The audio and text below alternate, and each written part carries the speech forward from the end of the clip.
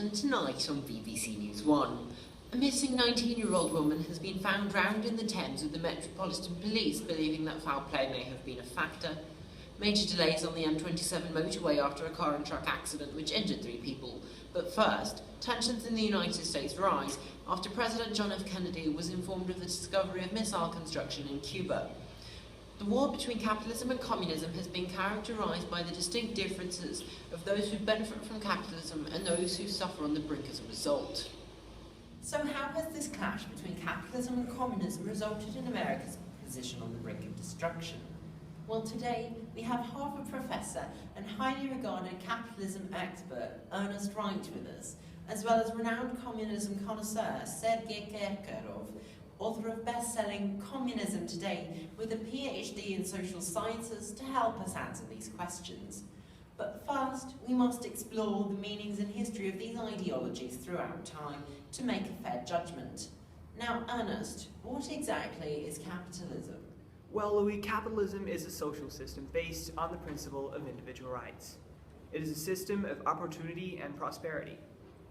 Every single person in society has the opportunity to make a profit and become rich, free from government intervention. The government only exists to keep this freedom and equality. Capitalists, those who own the means of production, are encouraged to make a profit so that they do not lose their investments. The working class are employed by the capitalists, and competition with other capitalists guarantees wage increases and economic prosperity. This ensures that hard work by anyone, capitalists or working class, is rewarded, and people have the opportunity to spend their earnings on the product of that work, goods and services that boost the economy. Part of what makes capitalism so successful is that both parties in a transaction have their own interests in the outcome, but neither can obtain what they want without addressing what the other wants, ensuring that everyone benefits. Furthermore, the class division between the two is permeable. Anyone can be whatever they want.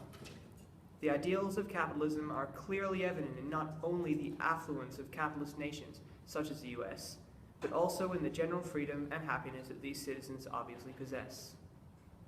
Thanks, Ernest, for the explanation. So, Sergei, what is it with communism?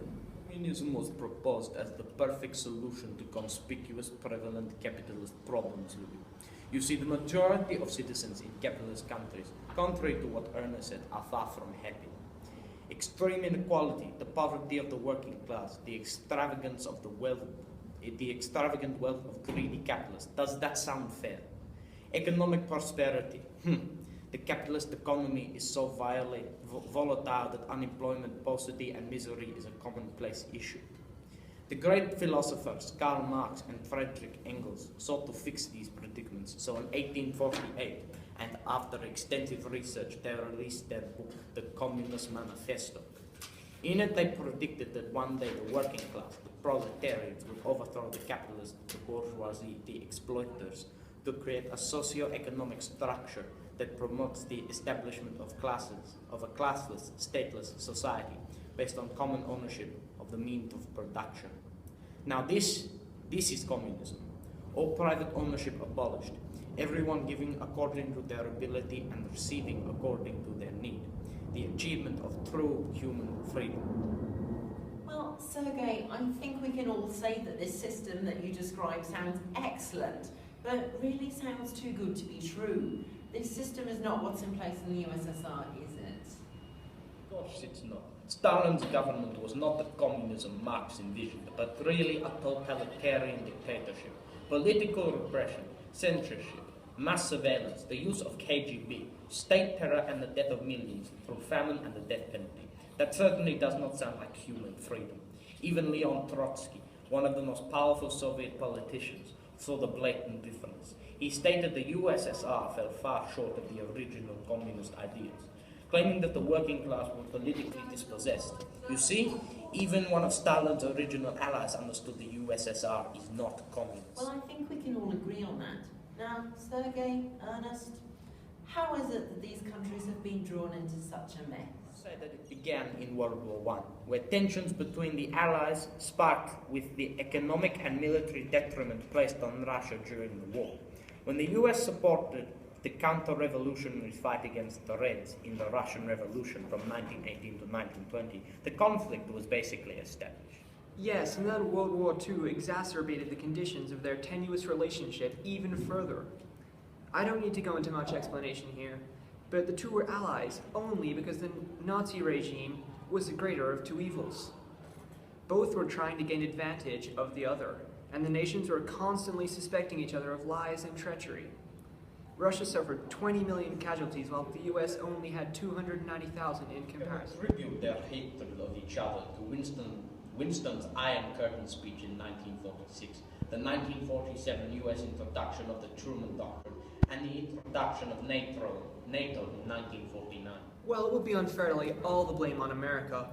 After all, the Berlin blockade in 1948 was started by the Russians, primarily out of a sense of jealousy at the success of the Allied sectors in Berlin.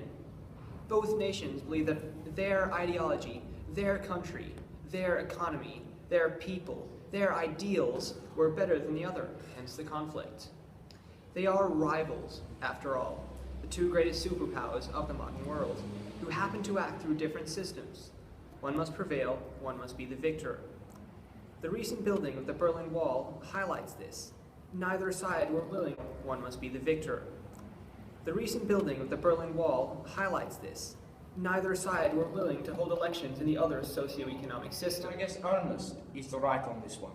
This conflict spawned out of a sense of rivalry and the belief that they are better than one another.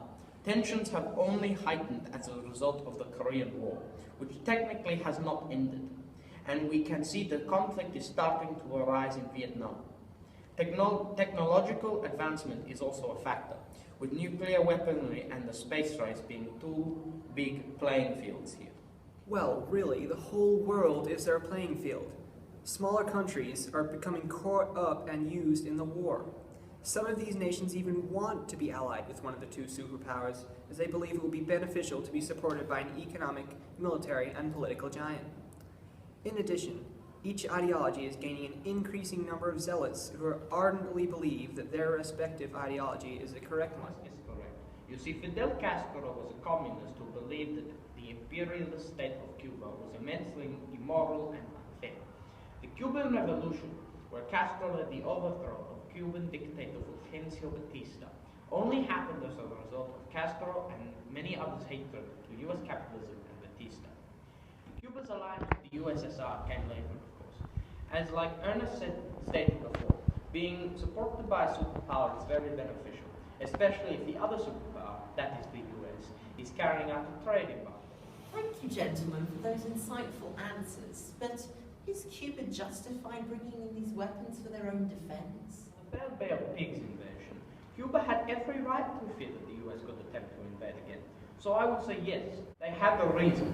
However, involving the USSR, considering that their defense is in the form of nuclear missiles, may be far too extreme to completely justify their actions. I see that Cuba is not only acting in defense, but in spite. By giving an unprecedented vantage point to the USSR in this Cold War, the placement of missiles in Cuba should make the US think through their situation very carefully, and we shall not act so rashly. I must agree with Sergei on this one. Was it really necessary to bring in nuclear missiles capable of destroying America? We must remember that America is being quite hypocritical in their responses and actions, considering that currently they have a Jupiter ballistic missile in places Italy and Turkey. I'm just not sure that it's in their best interest to fight fire with fire. Which system, capitalism or communism, is more just for society? So it's not ideal form of communism is obviously the way to go.